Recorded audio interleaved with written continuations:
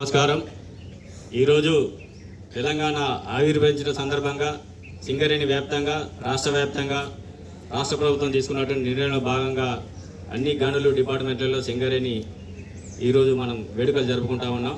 ఈ యొక్క సమావేశానికి ముఖ్య అతిథులుగా వచ్చేసినటువంటి గణిమైన గౌరవనీయులు తిరుపతి గారు, సేఫ్టీ ఆఫీసర్ సంతోషరావు గారు, అదేవిధంగా శాంతన్ గారు, పిట్ ఇంజనీర్ గారు, అధికారులు, ఈరోజు ఉత్తమాధికారిగా ఎన్నికైనటువంటి శశాంక్ గారు, అదేవిధంగా మన ఉద్యోగులందరూ కూడా శుభోదయం. ముందుగా మీ అందరూ కూడా ఈరోజు తెలంగాణ ఆవిర్భావ దినోత్సవం శుభాకాంక్షలు తెలియజేస్తూ ఉన్నాను. మన తెలంగాణ ఈ దేశంలో చాలా రాష్ట్రాలు ఏర్పడ్డాయి, కానీ తెలంగాణ ఆషామాషి ఏర్పడిన రాష్ట్రం కాదు. ఎక్కడ కూడా రాష్ట్రాలు ఏర్పడినా కానీ ఒక రక్తం చుక్క కూడా చిందించకుండా అక్కడ నార్త్ ఇండియాలో కానీ మిగతా రాష్ట్రాలు కానీ ఏర్పాటు చేసుకోవడం జరిగింది. కానీ తెలంగాణకు ప్రతినిత్యం ఏదో ఒక అడ్డంకి మొదటి నుంచి కూడా స్వతంత్రం పూర్వం నుంచి కూడా ఈ తెలంగాణకి అన్ని అవరోధాలే ఉండేటి. మనం 1969 తొలి దశ ఉద్యమం నుంచి మొదలుకుంటే మలి దశ ఉద్యమం 2001 వరకు కూడా చాలా ఆటుపోట్లు ఎదుర్కొన్నటువంటి మనం తెలంగాణ ప్రజలు. ఆనాడు తొలి దశ ఉద్యమంలో 350 మంది తుపాకీ గుళ్లకు అమరులైనారు. ప్రభుత్వం కాల్చి చంపేసింది తెలంగాణ ఉద్యమంలో అల్చివేయడానికి. ఆ తర్వాత జరిగిన మలి దశ ఉద్యమంలో తుపాకీ గుళ్ళు పేలలేదు, కానీ మన వాళ్ళు కొద్దిగా ఎమోషనల్గా ఈ తెలంగాణ వస్తుందో రాదో అని ఆత్మ బలిదానాలు చేసుకున్నారు. సుమారుగా 1200 మంది. అంటే ఒక చావుల మీదనే, పోరాటాల మీదనే, త్యాగాల మీదనే ఏర్పడ్డది తెలంగాణ రాష్ట్రం. అందుకే తెలంగాణ వీర తెలంగాణ, పోర్ తెలంగాణ అని మనం ఈ వాడుకలో ఉంది.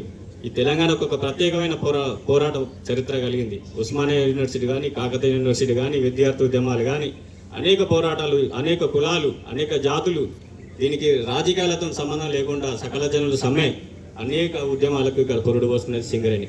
మొదటిసారిగా మనకు ఇక్కడ మనం అప్పుడు సకల జనుల సమ్మె జరిగినప్పుడు గుర్తింపు సంఘంగా ఏఐటీసీ ఉండేది.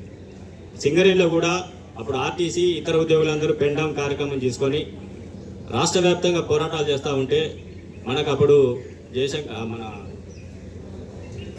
కోదండరామ్ గారు, అదేవిధంగా గద్దర్ గారు, సీతారామయ్య గారికి ఫోన్ చేసి సింగరేణిలో మీరు గుర్తింపు సంఘంగా ఉన్నారు కాబట్టి సింగరేణి కార్మికులు కూడా ఈ యొక్క ఉద్యమంలో పాల్గొనాలంటే ఆ రోజు మనం సమ్మె పిలిపించినాం. సమ్మె నోటీసులు ఇచ్చినాం. వెంటనే కార్మికులు ఏ రోజు కూడా 35 రోజులు సుమారు సమ్మె జరిగితే ఒక్కరు కూడా మైండ్ మీదకి రానటువంటి సందర్భం. అధికారులు కూడా ఎన్నడూ లేనటువంటి, చరిత్రలో లేనటువంటి అధికారులు కూడా సమ్మెలో పాల్గొన్నారు. అంటే ఈ ఉద్యమ స్ఫూర్తి ఎట్లాంటిదో మనం అర్థం చేసుకోవచ్చు. ఎలాంటి బోనసులు కానీ, జీతాలు కానీ ఆశించకుండా చేసినటువంటి పోరాటం, ఏకైక పోరాటం తెలంగాణ మాకు కావాలని లక్ష్యంతో చేసినటువంటి పోరాటం. సరే, మా మధ్యలో జరిగినటువంటి సమ్మెలు ఇంకొక 7-8 జరిగినా మొత్తం 42 సమ్మెలు జరిగినాయి సింగరేణి వ్యాప్తంగా. ఆ తర్వాత మనం తెలంగాణ ఇంక్రిమెంట్ తీసుకున్నాం. సకల జనుల సమ్మె, మనకు వేతనాలు కూడా చెల్లించడం జరిగింది. అదేవిధంగా సింగరేణి కూడా తెలంగాణ ఆవిర్భావం తర్వాత అనేకంగా అభివృద్ధి బాటలో పయనించి చాలా వరకు మనం లాభాల వాటా కావచ్చు, ఇతరత్ర అన్ని తీసుకున్నాం. కానీ దురదృష్టం ఏంటంటే రాజకీయ జోక్యాలు పెరిగి ఈ సింగరేణి ప్రభుత్వ రంగ సంస్థలన్నీ నిర్వీర్యమయ్యే పరిస్థితులు వస్తూ ఉన్నది. ఎందుకు ఈ సాధించుకున్న తెలంగాణలో ఉద్యోగాలు కోల్పోతూ ఉన్నాం. అదేవిధంగా ఉన్న ప్రభుత్వ రంగ సంస్థలకు మనుగడ లేకుండా పోతూ ఉన్నది. ఈ సంస్థలను కాపాడవలసిన ప్రభుత్వాలే ఈరోజు దీన్ని కల్పతరుగా, దీని ఒక కామధేనుగా వాడుకుంటున్నాం తప్ప సంస్థలను అభివృద్ధి పదంలో తీసుకుపోవడానికి ముందు చూస్తలేరు. అందుకే కార్మిక వర్గం అంతా కూడా మనం చైతన్యంగా ఉండాలి. రాజకీయాలకు అతీతంగా ఈ యొక్క పోరాటాల్లో మనం కూడా ఉండాలి. మన సంస్థను మనం కాపాడుకోవాలి. ఉత్పాదకతలు మనం ముందుండాలి.